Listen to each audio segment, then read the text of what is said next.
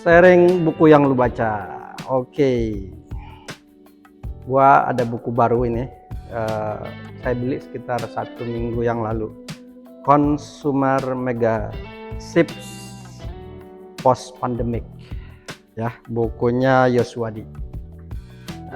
Buku ini menurut saya buku yang sangat menarik untuk kita baca atau untuk menambah referensi di perpustakaan kita. Jadi ketika saya ke perpustakaan, ke toko buku, saya melihat buku ini, saya langsung tertarik ya. Pertama dari sisi judul ya, Consumer Mega Shift. Wah, ini menarik karena perlu memang kajian atau semacam analisa ulasan tentang pandemi ini perubahannya seperti apa, terutama di sektor ekonomi, dalam hal ini konsumer ya, atau konsumen. Itu menurut saya sangat penting karena pasti ada perubahan atau impact yang dibawa oleh pandemi ini. Itu yang pertama. Yang kedua, kenapa saya tertarik dengan buku ini, karena pandemi ini menurut saya membawa impact yang sangat besar pada kehidupan manusia. Pandemi terakhir itu sekitar 100 tahun yang lalu, dan hari ini kita dihadapkan dengan sebuah pandemi ya. Jadi generasi kita ini mengalami pandemi yang sangat besar, sangat luas, hampir semua negara mengalaminya, menjadi topik di mana-mana, baik itu anak kecil ya sampai kepala negara turut membicarakan ini, dan bahkan banyak orang yang sibuk berbuat atau mengantisipasi pandemi ini. Karena ini sebuah peristiwa yang sangat besar, makanya wajar menurut saya pandemi ini kita dokumentasikan dalam rak buku kita ya. Makanya saya dari awal sudah berniat perpustakaan saya itu harus diisi suatu dokumentasi tentang pandemi ya.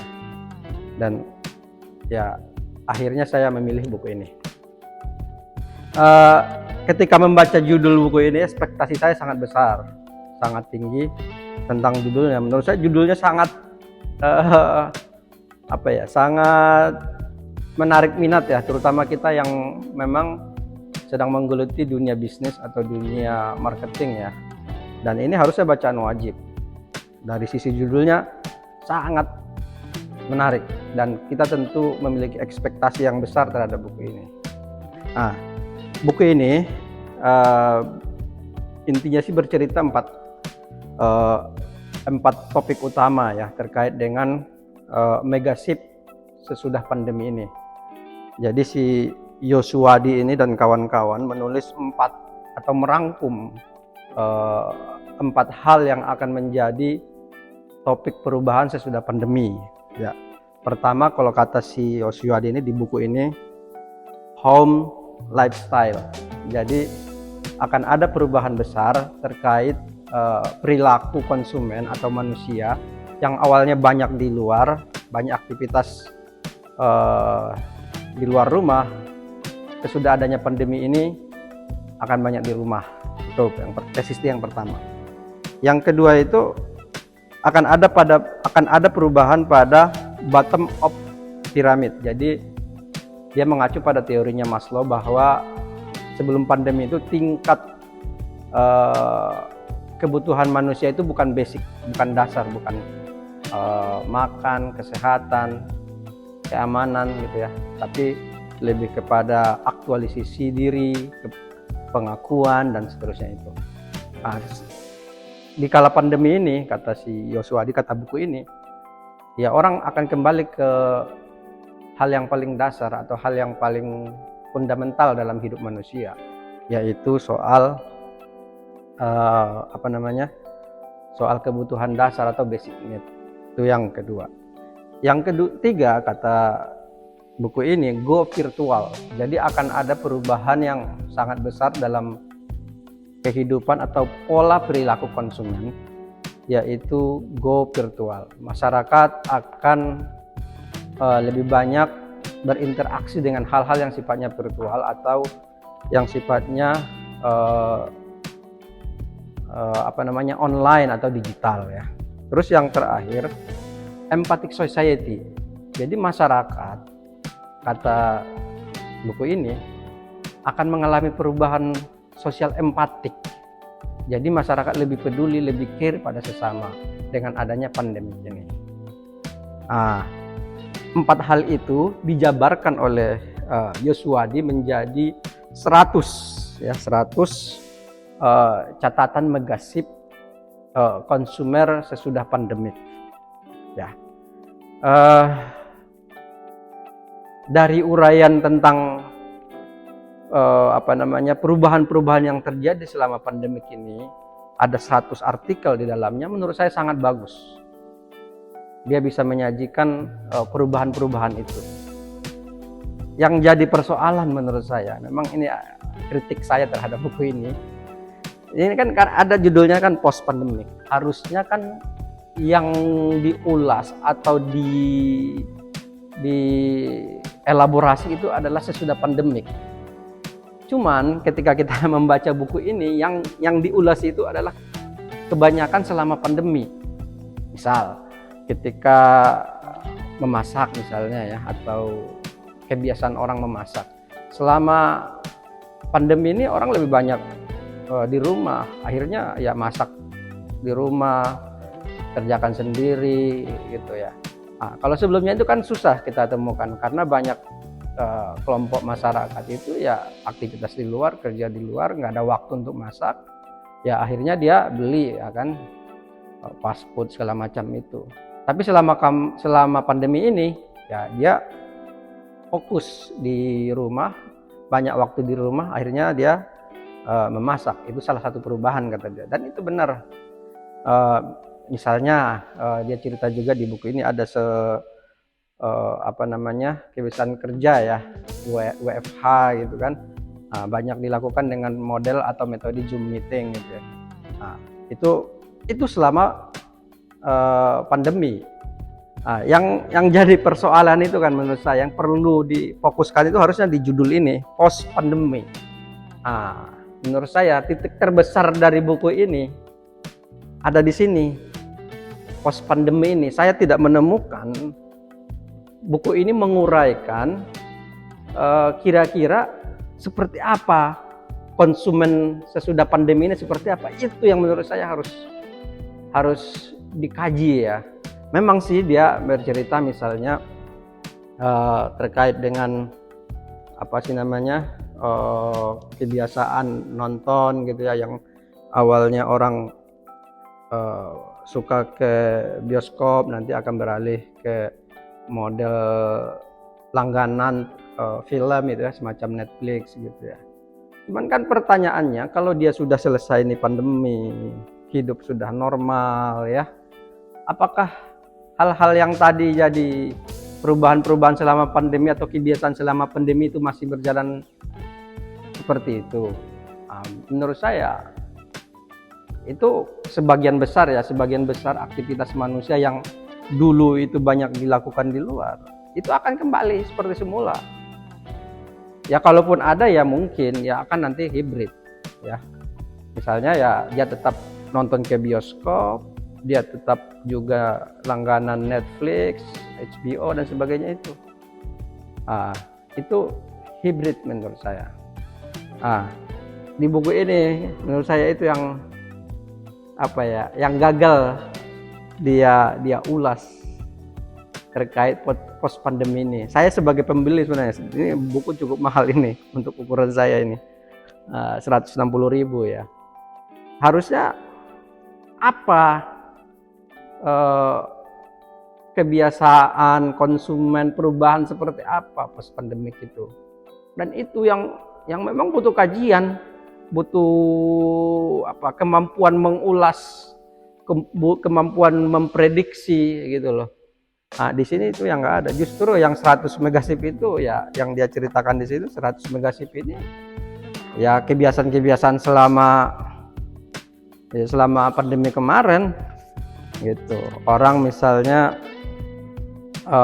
hiburan gitu ya, yang biasanya nonton konser. Nah, kemarin nonton konser dari rumah ya, bahkan kalau di Bekasi itu beberapa apa namanya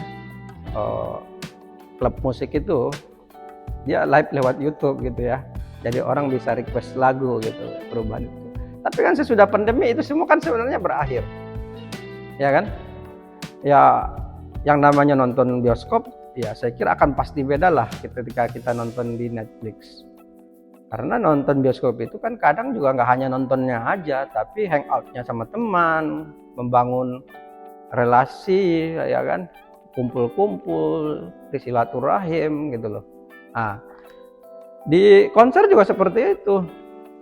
Ya pasti lebih nyaman konser ya offline daripada online. Kalau online, offline kan jingkrak histerianya itu yang mahal gitu loh. Ya kalau dari sisi kualitas suara apa ya tetaplah sama lah ya. Nah, itu yang nggak ada kalau di offline. Nah, yang agak saya harusnya yang dielaborasi itu kan sebenarnya yang dari sisi go virtual itu kan, dan ini memang yang banyak melakukan perubahan terhadap perilaku konsumen, misalnya sistem pembayaran ya. Nah itu yang awalnya orang masih banyak yang takut, masih banyak yang khawatir, tapi ketika ada pandemi kemarin ya, masyarakat yang kita kategorikan kolonial ya, bukan milenial, ya memaksakan diri untuk bisa melakukan transaksi secara cashless. Yang awalnya mereka itu cukup khawatir dengan sistem pembayaran itu, tapi ketika ada pandemi kemarin mereka dipaksa.